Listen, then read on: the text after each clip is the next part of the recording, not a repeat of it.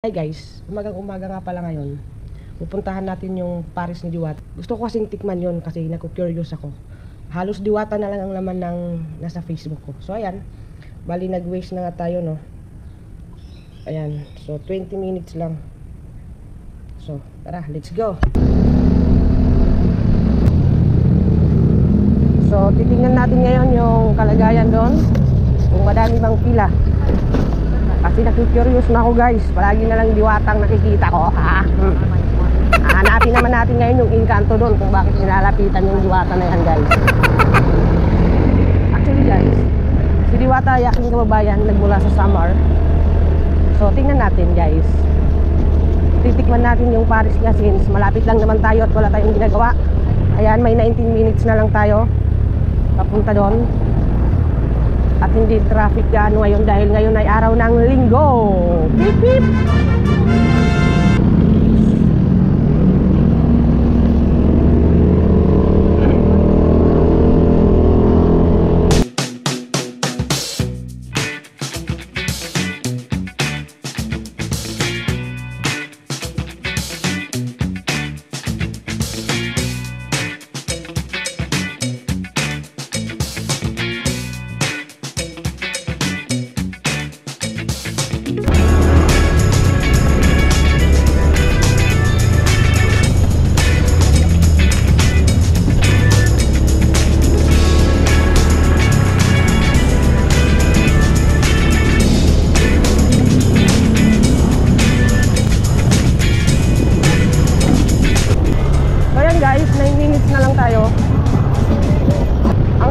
Guys, kasi mapuno siya eh.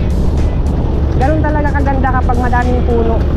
Talagang mahangin siya. Kaya bakit natin puputulin ng mga punong yan? Dahil sa pagbabago, madaming mga establishment ang tinatayo. Unti-unti ding nasisira ang ating mga puno. Pero hindi po maganda yun. Ang daming mga nangunghuli dun guys. Daming bantay.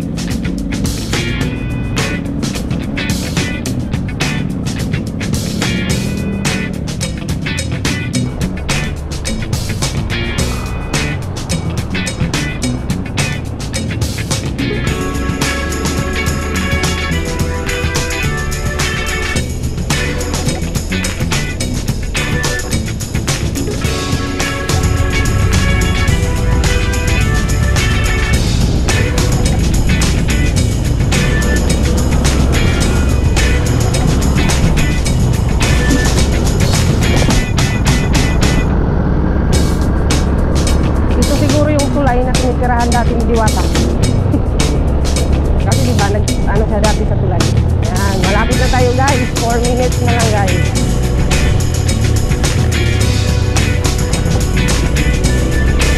Seaside Boulevard. Ayan na guys. Alam nyo guys, sa totoo lang, gusto ko na sanang umuwi. Kasi yung helmet ko ay yung nutshell lang. Hindi talaga yung pang malayuan. Malayo-layo pala to. Akala ko 20 minutes, malapit lang. So ayan, mukhang malayo-layo to guys, no? Mula dun sa location ko.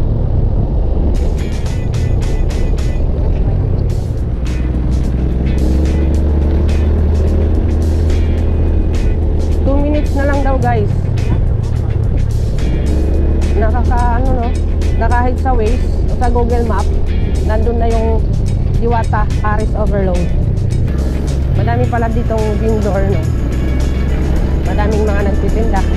Madaming bikers.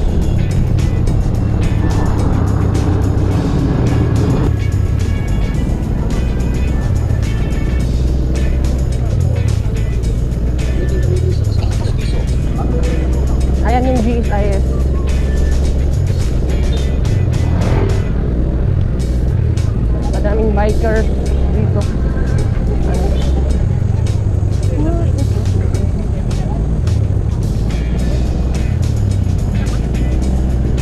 Madami palang tindahan dito ng mga pang bikers, guys. Oh.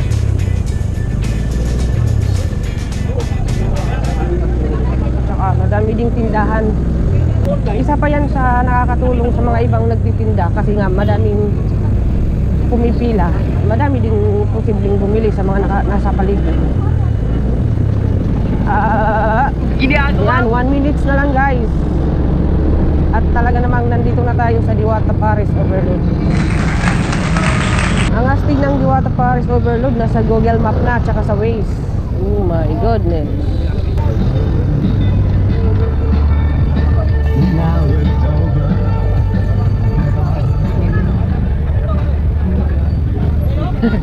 Umagang-umaga pa lang talaga pinagkakaguluhan na si Diwata eh. Si Diwata. Good. Tingnan natin.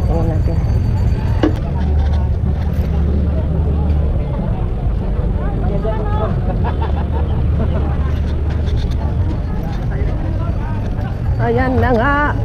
At umagang-umaga pa lang alas ng oras 7:50 nandyan na yung Diwata.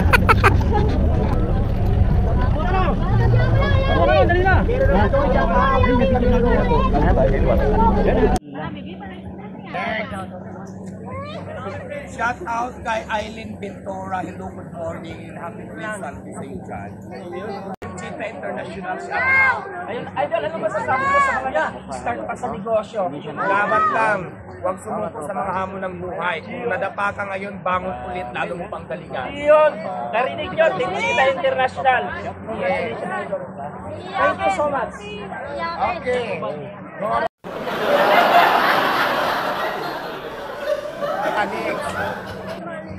Savage! Kaya pala mapapagod si Diwata. Umaga pa lang.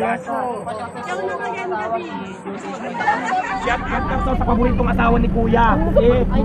Julius Panyo. Bakit ang kapatid mo dito? Siguro maraming asawa. Ako. Ayan, pila. Pila tayo. Pila tayo. Dito ang pila. Uy, kanin mo! Salvador!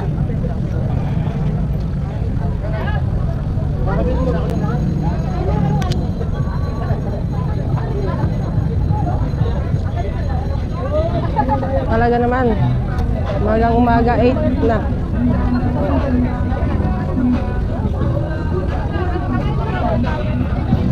Pila po yan ng alin?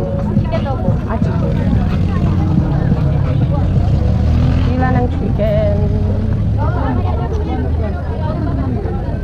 Dito pila pares? Kano ba? Tatlo pares.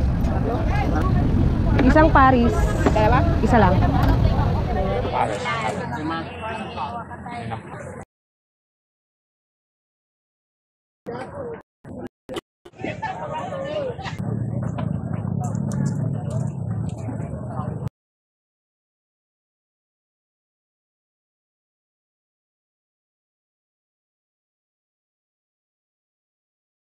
Pagpasensya nyo na guys kung medyo dumuduwal-duwal ako dyan. Hindi ko kasi kayang pagkain na masyadong greasy and oily. Since lechon kawali nga ang mga overload ni Diwata guys at masyadong may mga taba-taba ng konti, hindi ko nga siya kayang kainin ng kainin guys. So hindi naman sa hindi masarap pero yun talaga yun. Medyo nauumay ako dahil ang natitikman ko lang ay parang ma-oil na sa sobrang taba guys.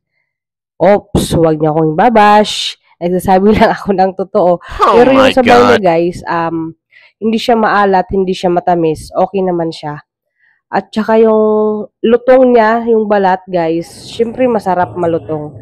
At kapag ikaw ay tapos nang kumain, mayroon siyang yung umami guys na masasabi mong parang gusto mo pang kumain. Siguro mas masarap siyang kainin kung ikaw yung nasa relax mood na hindi madami yung tao, hindi mainit. Yung mang sa bahay siguro guys, mas masarap kainin yun kasi hindi siya maalat. Sa lahat ng Paris na natikman ko, yung kay Lakay, kay Diwata, at kay Nico Chichalak, ang pinaka masarap ko talaga guys ay yung kay Kuya Nico. Dito lang yun sa Tituan, yung kay Kuya Nico guys. Masarap siya kasi yung lasa ng sabaw niya, masarap talaga siya.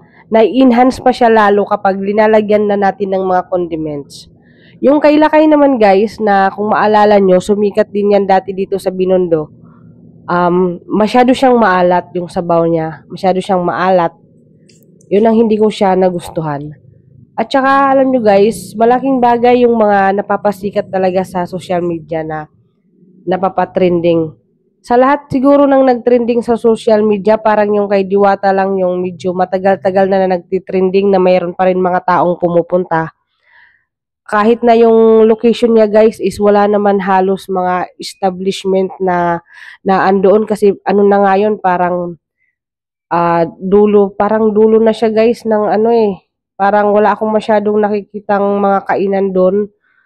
Talagang lugar siya para sa mga bikers na galing siguro Lunita, Rojas Boulevard na nagbike. Tapos doon siguro dati kumakain sa mga na yun nung hindi pa sumisikat yung Diwata Paris. At saka guys, kung naalala nyo, yung ito din na sumikat dati, ngayon hindi na siya gaanong madaming tao guys. So malaking bagay talaga yung nagagawa ng social media para sa mga negosyo natin kapag ito ay napupuntahan ng mga vlogger. Yung kay Diwata guys, hindi ko siya masasabing masarap, hindi ko siya masasabing hindi masarap. Kumbaga sa kanto type na pagkain, sulit na siya sa halagang 100. Sabi nga ni Utlom, di ba? Hindi kasarapan, but nandoon yung overload. Yun ang importante. So yun lang guys, salamat.